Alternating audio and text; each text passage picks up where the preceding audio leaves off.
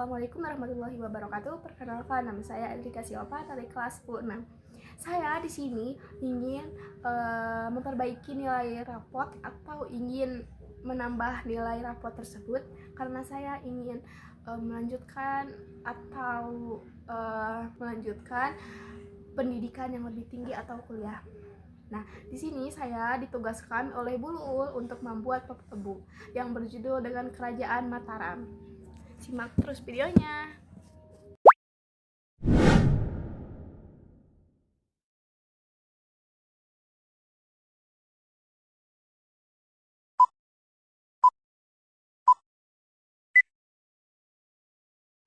Baik, di sini saya ingin menjelaskan sedikit tentang Kerajaan Mataram. Sejarah pendirinya Kerajaan Mataram. Kerajaan Mataram Islam berdiri di akhir abad ke-16 sekitar 1586 di wilayah Kota Gede, Yogyakarta. Didirikan oleh Penebangan Senopati atau Danang Sutawijaya. Setelah sebelumnya merupakan wilayah tanah pendidikan dari Kerajaan Pajang, berpusat di alas Pentauk atau hutan yang dibuka oleh ayah angkatnya, Ki Ageng Pemahanan. Menjadikannya kekuatan Islam besar setelah Demak dan Pajang.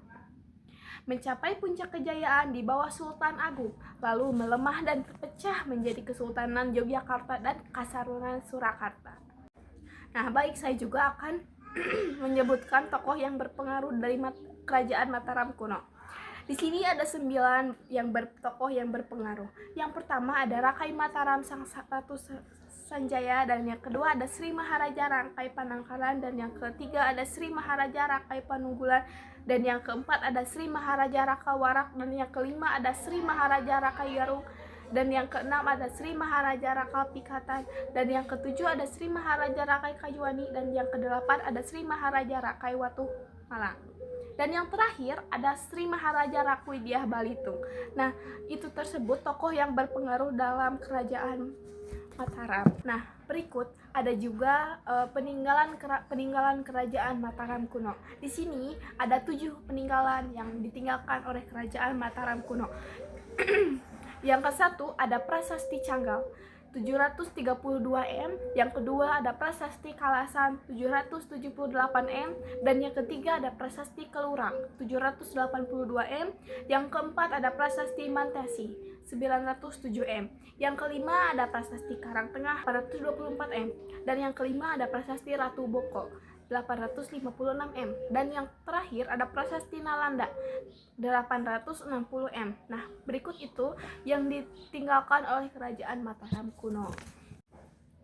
Nah, selain prasasti, ada pula candi-candi seperti Candi Borobudur, Candi Prambanan, Candi Medut, dan Candi Pelausan, dan juga Candi Gedog Songo.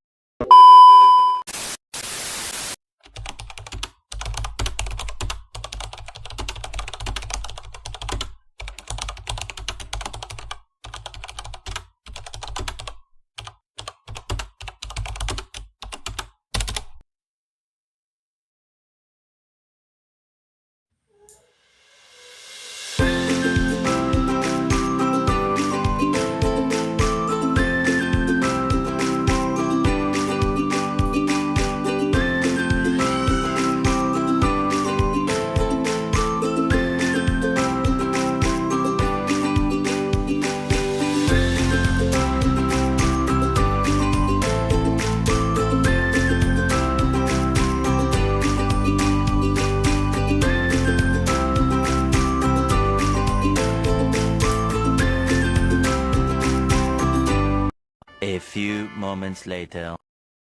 Nah, berikut yang saya bisa jelaskan tentang materi Kerajaan Mataram. Semoga bisa bermanfaat untuk semua dan bisa juga meningkatkan nilai saya yang terbaik. Dan terima kasih juga kepada Bu Luul yang telah memberi kesempatan untuk memperbaiki nilai tersebut. Sekian dari saya. Wassalamualaikum warahmatullahi wabarakatuh.